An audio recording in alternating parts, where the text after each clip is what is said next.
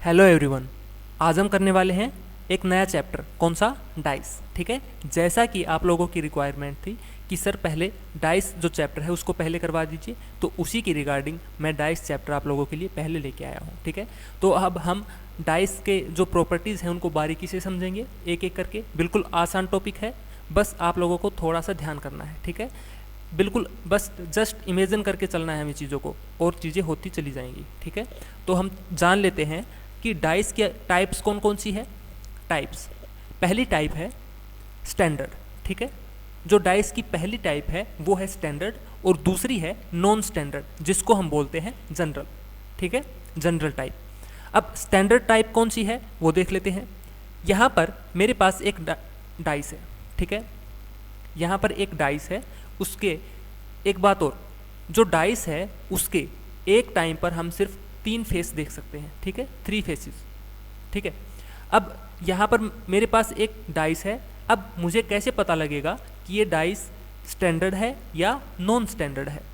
अब यहाँ पर नंबर्स हैं, यहाँ पर है 4, यहाँ पर है 5 और यहाँ पर है 6। ठीक है, तो हमें स्टैंडर्ड या नॉन स्टैंडर्ड पता करने के लिए क्या करना पड़ेगा?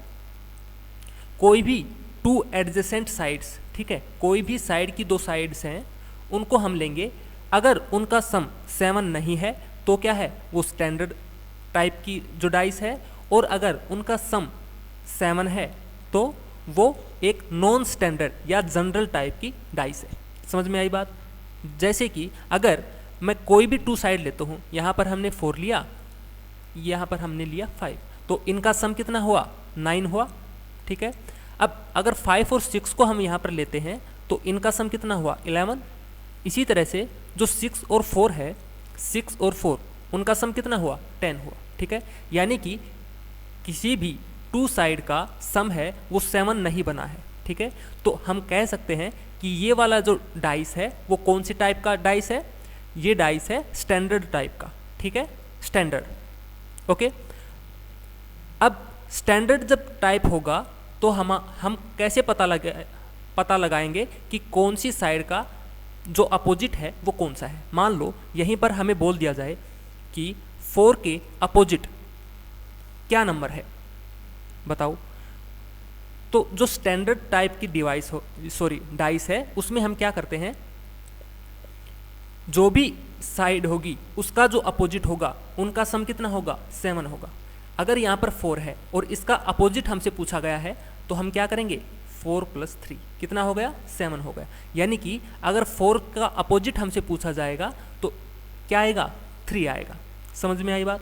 अब मान लो यहाँ पर है 6 का अपोजिट हमसे पूछ लिया जाए तो 6 का अपोजिट यहाँ पर क्या होगा? 6 का अपोजिट होगा +1, यानी कि हमें उनका सम कितना करना है? 7 करना है। ठीक है, तो यहाँ पर हम कह सकते हैं जो 6 है उसका अपोजिट क्या है? उसका अपोजिट है 1। ओके, इसी तरीके से जो 5 है, यहाँ पर 5 का अगर मुझे अपोजिट लेना हो तो कितना आएगा? 2, यानी कि अगर 5 में हम 2 ऐड करते हैं तभी तो कितना आता है? 7 आता है। ठीक है, तो यहाँ पर हम बोल सकते हैं कि 5 का जो अपोजिट है वो क्या है? 2 है। ठीक है, अब समझ में आया? मैंने जो ये टाइप लिया है, ये जो एग्जाम्पल लिया है, ये एक स्टैंडर्ड टाइप का एग्जाम्पल लिया है। मैंने क्या बताया? जो स्टैंडर्ड टाइप का डाइस होगा उसमें क्या होगा? किन्हीं भी 2 साइड्स का सम 7 नहीं होगा। ठीक है, किन्हीं भी 2 साइड्स का सम 7 नहीं होगा। जैसे यहाँ पर अगर 4 और 5 को हम ऐड करते हैं तो कितना आता है? 9 आता है। 5 और 6 को ऐड करते हैं तो 11 आता है। इसी तरीके से जब 6 को 4 से ऐड करते हैं तो हमारे पास 10 आता है। किसी का भी सम यहाँ पर 7 नहीं बन रहा है तो हम बोल सकते हैं कि ये टाइप कौन ही है? ये टाइप है स्टैंडर्ड टाइप की डाइस। ठीक है, समझ में आया? अब आगे चलते हैं, एक और एग्जाम्पल ले लेते हैं। देखो, अब यहाँ पर एक डाइस हमारे पास है। अब सबसे पहले हम क्या करते हैं? हम इसको चेक करते हैं कि ये स्टैंडर्ड टाइप की है या नॉन स्टैंडर्ड टाइप की है। ओके, यहाँ पर है 2, यहाँ पर है 4 और यहाँ पर है 3। मैंने क्या बताया? जब हम किन्हीं भी 2 एडजेसेंट साइड्स का सम करते हैं तो उनका सम अगर 7 आता है तो वो नॉन स्टैंडर्ड टाइप की डाइस है, और अगर उनका सम 7 नहीं आता है तो वो एक स्टैंडर्ड टाइप की डाइस है। अगर यहाँ पर 2 को 4 से ऐड करते हैं तो कितना आता है? 6 आता है। 4 को जब 3 से ऐड करते हैं तो कितना आता है, तब आता है 7। यानी कि यहाँ पर इन दोनों का सम करने पर कितना आया है, 7 आया है। तो हम कह सकते हैं कि ये कौन सी टाइप है, ये वाली टाइप है नॉन स्टैंडर्ड डाइस। ठीक है, कौन सी है, नॉन स्टैंडर्ड। ओके, अब इस वाली डाइस में अगर हमसे पूछ लिया जाए कि 2 का अपोजिट क्या होगा, 2 का अपोजिट क्या होगा, तो हम इसमें डेफिनेटली तो कुछ नहीं बता पाएंगे। ठीक है, लेकिन हमें इतना पता है जो भी साइड है, यहाँ पर अगर 2 है तो इसका साइड में एडजेसेंट बिल्कुल यहाँ पर कितना है, 3 है और यहाँ पर है 4। तो जो भी संख्या होगा, जो भी संख्या होगी उसका जो अपोजिट होगा वो ये दो तो हो नहीं सकते। ठीक है, वो चाहे कोई भी डाइस हो, या स्टैंडर्ड डाइस हो या नॉन स्टैंडर्ड डाइस हो, उनमें आपस में जो एडजेसेंट है वो आपस में एक दूसरे के अपोजिट नहीं हो सकते। समझ में आई बात। अब हमारे पास डाइस में कितने हैं, 6 हैं, 1 2 3 4 5 और 6। ठीक है, 6 नंबर होते हैं।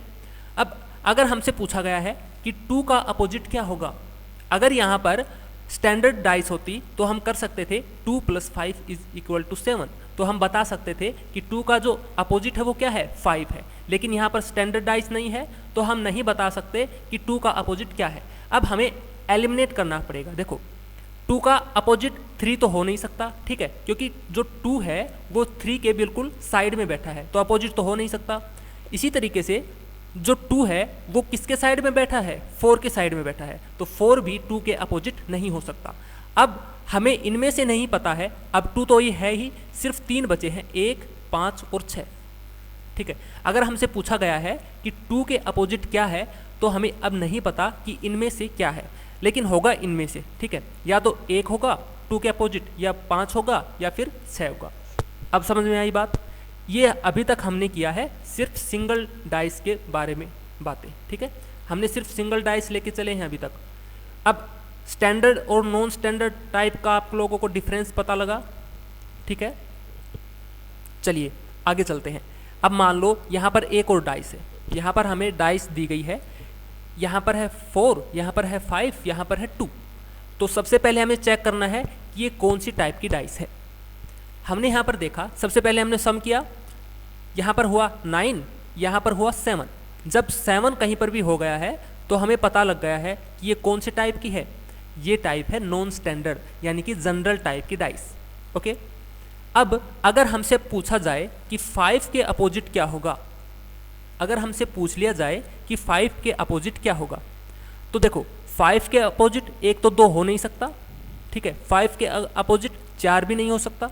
अब अगर मान लो ऑप्शन हमारे पास है, पहला ऑप्शन है 1, दूसरा ऑप्शन है 3, तीसरा ऑप्शन है 2 और चौथा ऑप्शन है 4।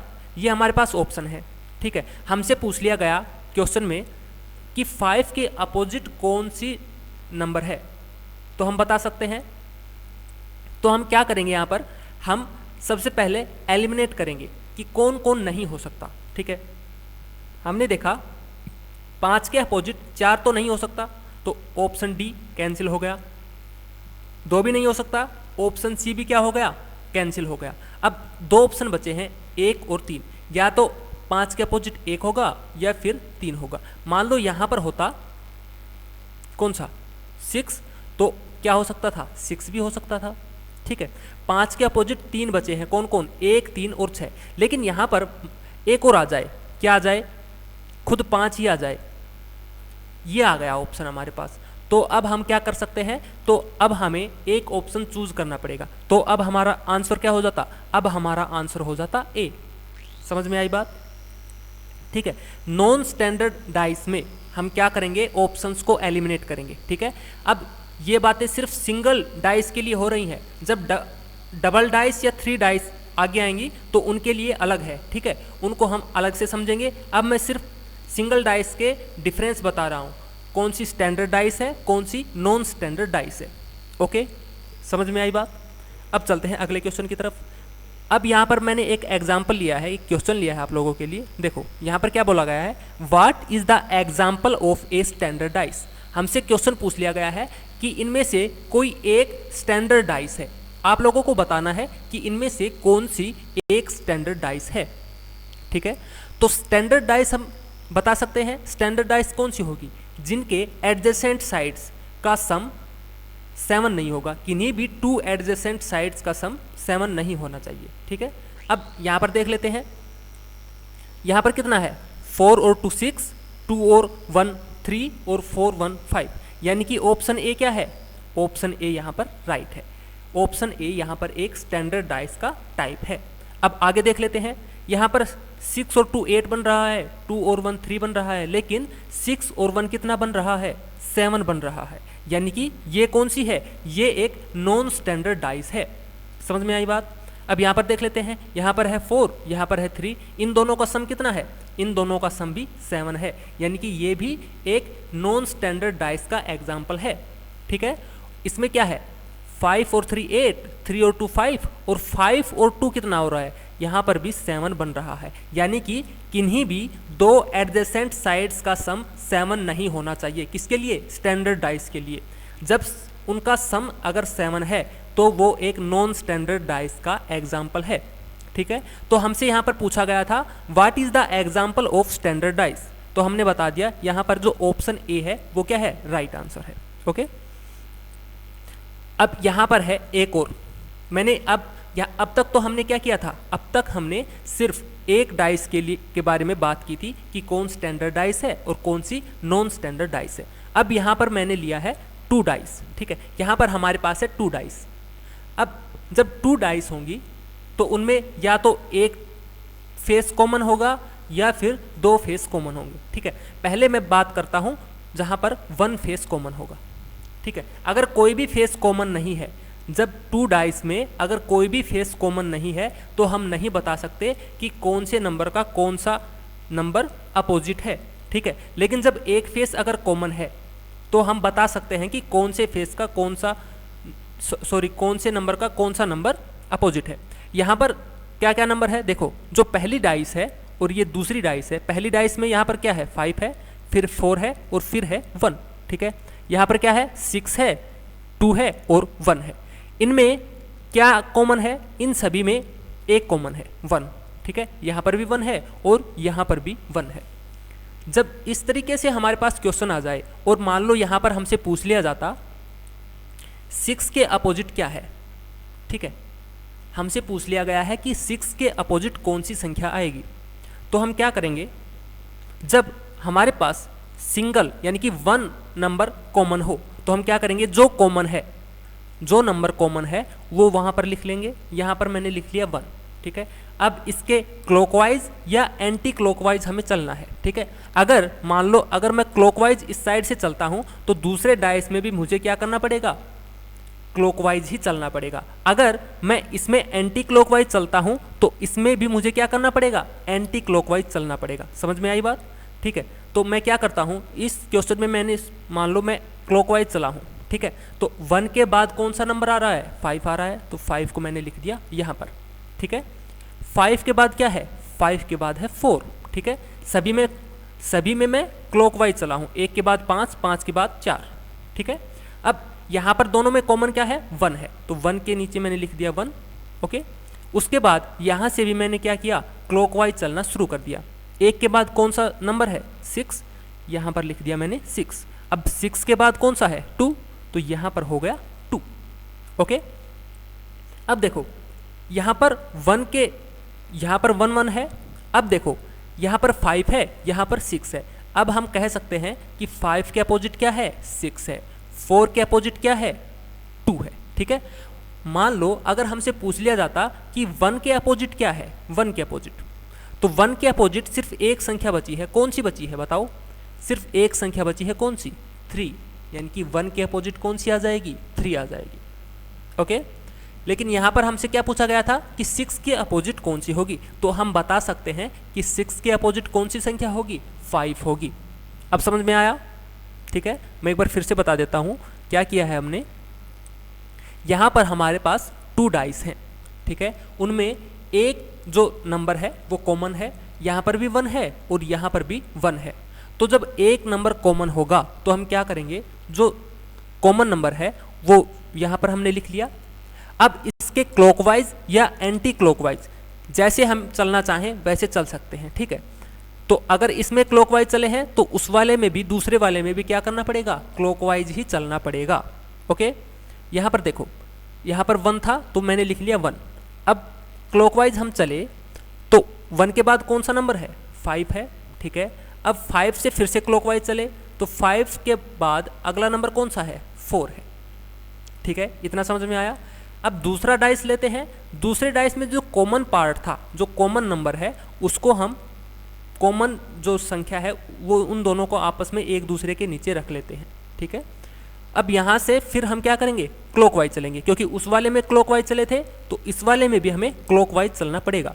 तो 1 के बाद कौन सी संख्या है, 6 है, ठीक है। अब 6 के बाद क्या है, 2 है, तो यहाँ पर हमने क्या कर दिया, यहाँ पर हमने कर दिया 2। ओके, अब यहाँ पर 5 के विपरीत यानी कि ऑपोजिट कौन सी संख्या आई है, 6 आई है, ये हम बता सकते हैं। और 4 के अपोजिट क्या है, 4 के अपोजिट है 2, ठीक है। अब सिर्फ एक संख्या बची है, क्या, 1। अब अगर हमसे पूछ लिया जाए कि 1 के अपोजिट क्या है, तो 1 के अपोजिट कौन सी इनमें से संख्या बची है, सिर्फ 3 बची है, 3 का जिक्र कहीं पर भी नहीं हुआ है, ठीक है। तो 1 के अपोजिट कौन सी संख्या आ गई, 3 आ गई। ओके, अब हम बता सकते हैं कि कौन सी संख्या के अपोजिट कौन सी संख्या है। ओके, समझ में आया, ठीक है। अब चलते हैं आगे, एक और एग्जांपल देखते हैं। यहाँ पर है 6, यहाँ पर है 5, यहाँ पर है 3, यहाँ पर है 4, 2, 6। इनमें कॉमन क्या है, इनमें कॉमन है 6, ठीक है, और और कुछ भी कॉमन नहीं है। तो हम क्या करते हैं, जो 6 है उसको यहाँ पर लिख लेते हैं। अब फिर से क्या करते हैं, या तो क्लॉकवाइज या फिर एंटी क्लॉकवाइज। जब हम क्लॉकवाइज चलते हैं 6 से तो उससे अगली संख्या क्या है, 3 है। अब 3 से आगे चलते हैं तो क्या आता है, 5, ठीक है, ये हमने लिख लिया। अब चलते हैं इस वाले में, इस वाले में 6 कहाँ पर है, 6 है यहाँ पर, 6 के नीचे हमने लिख लिया 6। अब 6 से अगली जो संख्या है वो कौन सी है, 2 है। 2 से अगली संख्या कौन सी है, 4 है, ठीक है। यानी कि 3 के जो अपोजिट है वो कौन सी संख्या है, 2 है। और 5 के अपोजिट क्या है, 5 के अपोजिट है 4। ओके, अगर यहाँ पर फिर से हमसे पूछ लिया जाए कि 6 के अपोजिट कौन सी संख्या है, तो 6 के अपोजिट हम बता सकते हैं कौन सी आएगी, सिर्फ एक संख्या बची है, कौन सी, 1, ठीक है। तो 6 के अपोजिट यहाँ पर क्या आ गया, 1 आ गया। इतना समझ में आया। तो हम बता सकते हैं अब, अगर हमें 2 डाइस दे दिए जाएं और उनमें कोई एक नंबर कॉमन हो और हमसे पूछ लिया जाए किसी भी संख्या का अपोजिट, तो हम निकाल सकते हैं बिल्कुल आसान तरीके से। समझ में आया, ठीक है। आगे चलते हैं। अब ये क्वेश्चन है, क्वेश्चन क्या है, what is the opposite face of red. अब बताओ, यहां पर है, हमसे पूछ लिया गया है कि रेड के अपोजिट क्या होगा, ठीक है, कि रेड के अपोजिट क्या होगा, बताओ। अब यहां पर है, ये फर्स्ट डाइस है, ये है सेकंड डाइस। इन दोनों में कॉमन कौन सा कलर है, देखो, रेड के तो अपोजिट हमें निकालना है ब्लू। अब यहां पर है ब्लू और यहां पर है ब्लू, यानी कि इन दोनों में एक कलर सेम है, कौन सा है, ब्लू, ठीक है। तो यहां पर हमने लिख दिया ब्लू, ठीक है, ब्लू लिख दिया। अब क्या करते हैं हम, या तो क्लॉकवाइज या फिर एंटी क्लॉकवाइज। मान लो क्लॉकवाइज हम चले तो ब्लू के आगे वाला कलर कौन सा है, रेड है, तो यहां पर हमने लिख दिया रेड। अब रेड से आगे वाला कौन सा है, ऑरेंज, तो यहां पर हो गया ऑरेंज, ठीक है। इसी तरीके से जो सेकंड डाइस है उसमें क्या करते हैं, जो कॉमन कलर है उसको हम सेम जगह पर प्लेस कर देते हैं यहाँ पर। अब ब्लू के आगे क्लॉकवाइज जब हम डायरेक्शन में चलेंगे तो कौन सा आता है, ब्लैक आता है, तो यहां पर हमने लिख दिया ब्लैक, ठीक है। अब ब्लैक के आगे क्या है, ब्लैक के आगे है येलो, तो ये हो गया येलो, ठीक है। अब हमसे किसका अपोजिट पूछा था, हमसे पूछा गया था कि रेड के अपोजिट क्या है, तो हम रेड के अपोजिट बता सकते हैं कि रेड के अपोजिट क्या है, ब्लैक, ठीक है। लेकिन अगर इसी क्वेश्चन में हमसे पूछ लिया जाता कि ब्लू के अपोजिट क्या है, तो इसमें हम नहीं बता सकते थे कि ब्लू के अपोजिट क्या आएगा, ठीक है, क्योंकि जब उन क्वेश्चंस में हमने किया था तो हमें पता होता था कि डाइस में कितने संख्या होती है, 3, यानी सॉरी 6, ठीक है, 1 2 3 4 5 6। लेकिन यहाँ पर उसने रिप्लेस कर दिया किससे, कलर्स के साथ। लेकिन हमें नहीं पता कि उसने जो 6th कलर है वो कौन सा लिया है, हमें नहीं पता, वो कोई भी कलर ले सकता है, ठीक है। लेकिन नंबर्स में यहाँ पर फिक्स होता है, इसलिए हम बता सकते हैं यानी कि जो कलर हैं उनमें हम नहीं बता सकते, ठीक है। कलर्स में हमें नहीं पता होता कि उसने कौन सा कलर लिया है, ठीक है। तो यानी कि अगर वो हमसे पूछ लेता कि ब्लू का जो अपोजिट है वो क्या होगा, तो ब्लू का अपोजिट हम यहाँ पर कलर नहीं बता सकते थे, ओके।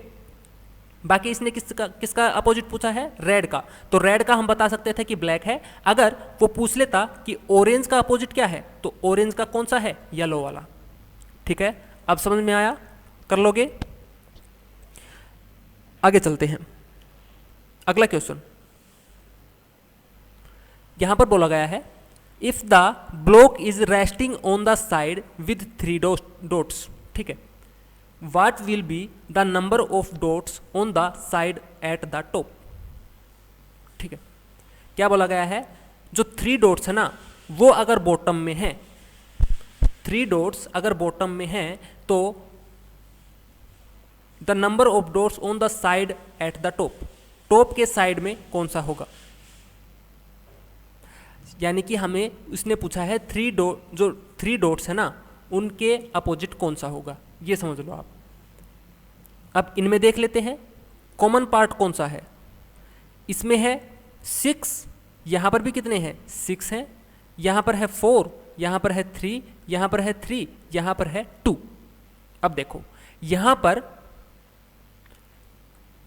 2 पार्ट्स कॉमन है, ठीक है, यहाँ पर 2 पार्ट्स कॉमन है। कौन कौन से, यहाँ पर है 3 और 3 6, यहाँ पर है 3 और 3 6, यानी कि ये सेम पार्ट है, यहाँ पर भी 6 है, यहाँ पर भी 6 है। यहाँ पर कितने हैं 3 है, यहाँ पर है 4, ठीक है, यहाँ पर है 2 और यहाँ पर है कितने 3, ठीक है। 2 कॉमन है, एक तो ये वाला कॉमन हो गया और एक हो गया ये वाला कॉमन, ठीक है। अब हमें बताना है कि जो 3 वाला है ना उसके अपोजिट कौन सा है, 3 वाले के अपोजिट कौन सा है। तो हम क्या करेंगे, देखो जब 2 पार्ट हमारे पास कॉमन होते हैं तो क्या करते हैं, जो तीसरे वाला है यहाँ पर अगर 2 का अपोजिट हम बताना चाहें तो 2 का अपोजिट क्या होगा, 2 का अपोजिट होगा 4, ओके। 2 का अपोजिट क्या होगा 4 होगा। अगर हमसे यहाँ पर पूछ लिया जाता कि 2 के अपोजिट क्या है तो हम बता सकते थे कि 4 है, लेकिन यहाँ इसने किसका पूछा है 3 के, ठीक है, 3 डॉट के अपोजिट इसने पूछा है। अब 3 डॉट के अपोजिट देखो यहाँ पर क्या क्या है, 3 डॉट के अपोजिट 6 तो हो नहीं सकता, ठीक है, 2 भी नहीं हो सकता, ठीक है, और 3 के अपोजिट 6 नहीं हो सकता और 4 नहीं हो सकता। क्या क्या नहीं हो सकता, देखो यहाँ पर 6 है, 6 के अपोजिट एक तो 2 नहीं हो सकता, 3 भी नहीं हो सकता और 4 भी नहीं हो सकता। ये 3 नंबर नहीं हो सकते, 6 के अपोजिट नहीं हो सकते। अब कौन कौन सा हो सकता है, या तो 1 हो सकता है या फिर 5 हो सकता है, ठीक है। तो इन दोनों में से हमें नहीं पता कि 3 के अपोजिट 1 होगा या 5 होगा, तो हमारा आंसर क्या हो जाएगा, हमारा आंसर हो जाएगा ऑप्शन फर्स्ट, ठीक है। अगर ये 3 डॉट्स की जगह 6 डॉट्स भी दे देता, 3 डॉट्स की जगह अगर ये 6 डॉट्स भी दे देता तब भी हम नहीं बता सकते थे कि 6 डॉट के अपोजिट कौन सा फेस आएगा, ठीक है। तब भी हमारा आंसर क्या होता, तब भी हमारा आंसर होता 1 और 5, ठीक है, 1 और 5। समझ में आई बात। मैं एक बार फिर से बता देता हूँ मैंने क्या बताया यहाँ पर।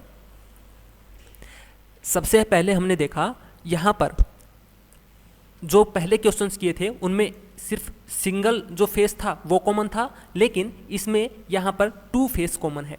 2 फेस, एक तो ये फेस कॉमन हो गया, यहाँ पर भी 6 हैं, यहाँ पर भी 6 हैं, और एक फेस हो गया ये वाला, इन दोनों में भी 3 है, ठीक है। तो जब हमारे पास 2 फेस कॉमन होते हैं तो मैं बता देता हूँ आपको, जो 3 फेस होगा ना यहाँ पर कितने हैं 2 और यहाँ पर कितने हैं 4 है। तो इन दोनों को, ये दोनों क्या होंगे, ये दोनों होंगे आपस में अपोजिट, यानी कि 2 का अपोजिट क्या होगा, 2 का अपोजिट हो गया 4, ओके। लेकिन अगर यहाँ पर हमसे पूछा गया है कि 3 के अपोजिट क्या होगा, 3 के अपोजिट, अब हम 3 के अपोजिट क्या क्या, अब हमें एलिमिनेट जो एलिमिनेट है वो करना पड़ेगा, ठीक है। देखो 3 के अपोजिट क्या क्या नहीं हो सकता, एक तो 3 के अपोजिट 2 नहीं हो सकता, क्योंकि जो 3 के जो 2 है ना वो 3 के बिल्कुल एडजेसेंट है, तो अपोजिट तो हो नहीं सकता। इसी तरीके से जो 6 है वो भी 3 के अपोजिट नहीं होगा। क्यों? क्योंकि जो 6 है ना वो भी 3 के एडजेसेंट है। ओके, अब यहाँ पर एक तो 6 हो गया, एक 2 हो गया, ये 3 के अपोजिट नहीं हो सकते। और क्या नहीं हो सकता? अब सेकंड वाले में देख लेते हैं, जो यहाँ पर है ना 4, वो भी 3 के एडजेसेंट है, यानी कि 4 भी 3 के अपोजिट नहीं हो सकता। ये 3 तो एलिमिनेट हो गए, ठीक है। अब बचे क्या क्या? या तो 1 या फिर 5। अब इन दोनों में से हमें नहीं पता कि इनमें से 3 के अपोजिट कौन सा होगा, तो हमारा आंसर क्या होगा? हमारा आंसर होगा ऑप्शन फर्स्ट, आइदर फर्स्ट और फिफ्थ, ठीक है। या तो 1 होगा या फिर 5 होगा, ठीक है। अगर 3 डॉट की जगह वो 6 डॉट का भी हमसे पूछ लेता तो भी आंसर क्या होता? तो अब भी हमारा आंसर सेम होता, या तो 1 होगा या फिर 5 होगा, ठीक है। लेकिन अगर ये पूछ लेता कि 2 के अपोजिट क्या है, तो हम डायरेक्ट बता सकते थे कि 2 के अपोजिट क्या है? 4 है। अब समझ में आया? फर्स्ट वाला भी और सेकंड वाला भी दोनों समझ में आए, ठीक है। जब एक फेस कॉमन होता है तो हम क्या करते हैं? या तो क्लॉकवाइज चलते हैं या फिर एंटी क्लॉकवाइज चलते हैं। लेकिन जब हमारे पास 2 फेस कॉमन होते हैं तो क्या करते हैं? जो 3 फेस है, यानी कि इस वाला तीसरा फेस और इस वाला तीसरा फेस, ये दोनों आपस में क्या हो जाएंगे? ये दोनों ऑपोजिट हो जाएंगे, ठीक है। और एग्जांपल देख लेते हैं, ये वाला देख लो। यहां पर क्या है? How many dots are contained on the face opposite to that containing 4 dots, ठीक है। हमसे पूछा गया है कि 4 डॉट्स के अपोजिट कौन सा होगा, ठीक है। अब देखो यहां पर कौन कौन सा जो फेस है वो कॉमन है। एक तो 1 यहां पर भी है, 1 यहां पर भी है, कॉमन हो गया। एक ये वाला फेस, यहां पर भी 5 है, यहां पर भी 5 है। तो यहां पर अगर 2 है, क्या बचा है? 2 बचा है। तो यहां पर क्या बचा है? 4 बचा है। ये दोनों आपस में क्या हो गए? ये दोनों आपस में अपोजिट हो गए। समझ में आई बात? अब हमसे पूछा क्या है कि 4 डॉट्स हैं उसके अपोजिट कौन सा है, तो हम बता सकते हैं कि जो 4 डॉट्स हैं उसके अपोजिट है 2, यानी कि ऑप्शन फर्स्ट क्या है? इसका आंसर है, ठीक है। अगर पिछले क्वेश्चन की तरह हमसे पूछ लिया जाता कि जो 2 डॉट्स हैं, 2 डॉट्स उसके अपोजिट क्या होगा? 2 डॉट्स का तो सॉरी बता दिया 4 है। अगर 1 डॉट है, ठीक है, 1 डॉट उसके अपोजिट क्या होगा? देखो 1 के अपोजिट 5 नहीं हो सकता, 2 भी नहीं हो सकता, ठीक है। तो एलिमिनेट कौन कौन सा हो गया? एक तो 5 हो गया, एक 2 हो गया, और क्या नहीं हो सकता? 5 तो हो गया और एक 4 भी नहीं हो सकता, ठीक है। ये 3 1 के अपोजिट नहीं हो सकते, ठीक है। तो 1 के अपोजिट कौन कौन सा बचा? एक तो 3 बचा और एक 6 बचा, ठीक है। या तो 3 1 के अपोजिट होगा या फिर 6 1 के अपोजिट होगा। अब इन दोनों में से हमें नहीं पता कि इन दोनों ये कौन सा इसके अपोजिट होगा, ठीक है। अगर यहाँ पर आ जाता आइदर 3 और 6 तो हमारा आंसर क्या हो जाता? आइदर 3 और 6। किसके लिए? 1 के अपोजिट, ठीक है। इसी तरीके से हम 5 के अपोजिट भी नहीं बता सकते थे। ओके, समझ में आई? अब चलते हैं अगले क्वेश्चन की तरफ। अगला क्वेश्चन है what is the number of dots on the face opposite to 2 dots. 2 dots के अपोजिट कौन सा है, ठीक है। हमें बताना है कि 2 डॉट्स के अपोजिट कौन सा है। तो इसके लिए मैं आप लोगों को दे रहा हूँ 1 मिनट का टाइम, ठीक है। तो ये आप लोगों को करना है, तो टाइम आपका स्टार्ट हो चुका है, करो। ये यहाँ पर 5 है, ठीक है, कंफ्यूज नहीं होना है, ये थोड़ा सा सही नहीं है। यहाँ पर 5 है, 5 डॉट्स हैं, तो आपको बताना है कि 2 के अपोजिट क्या होगा।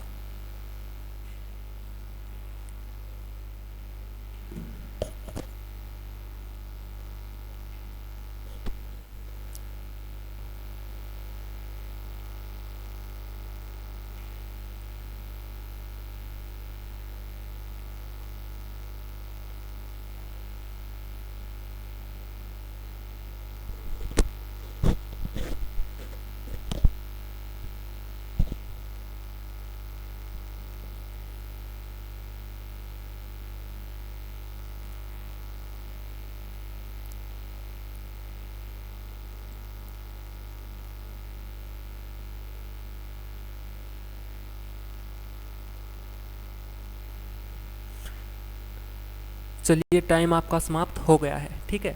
अब हम देख लेते हैं कि इसका आंसर क्या होगा। इनमें सबसे पहले हमने क्या चेक किया, इनमें हमने चेक किया कि यहाँ पर कौन सा फेस कॉमन है, ठीक है।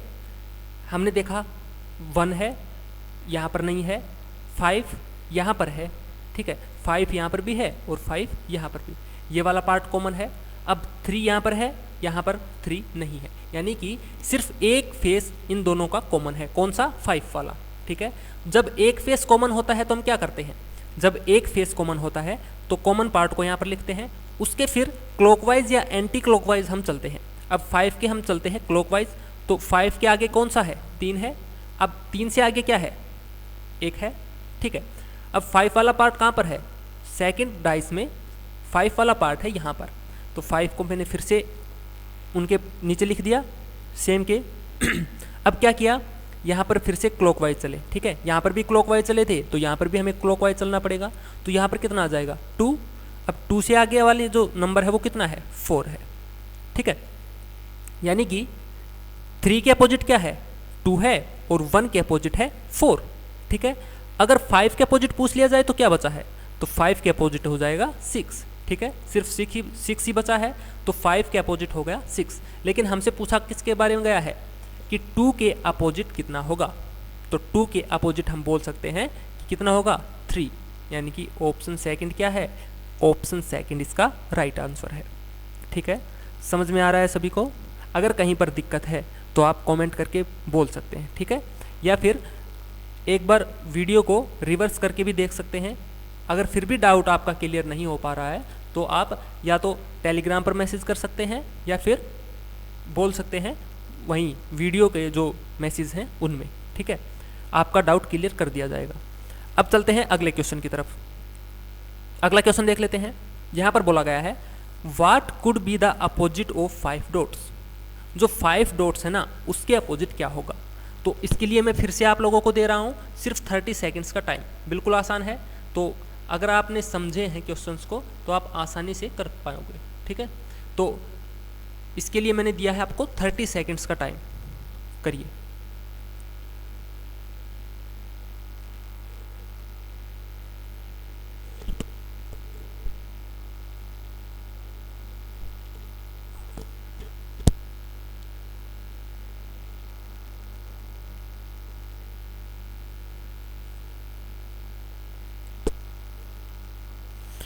ओके, टाइम आपका समाप्त हो गया है, ठीक है।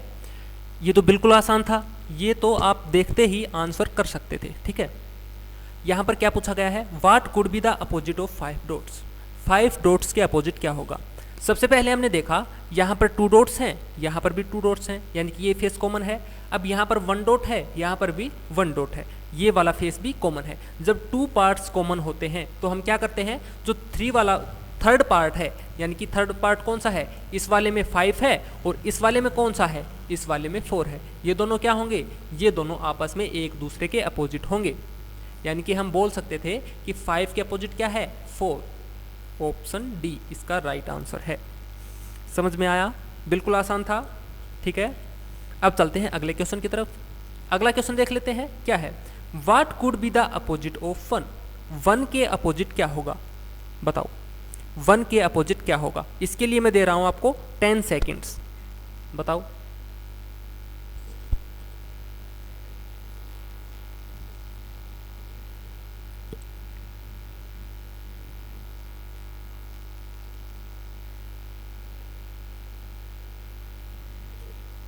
तो टाइम आपका वैसे समाप्त हो चुका है।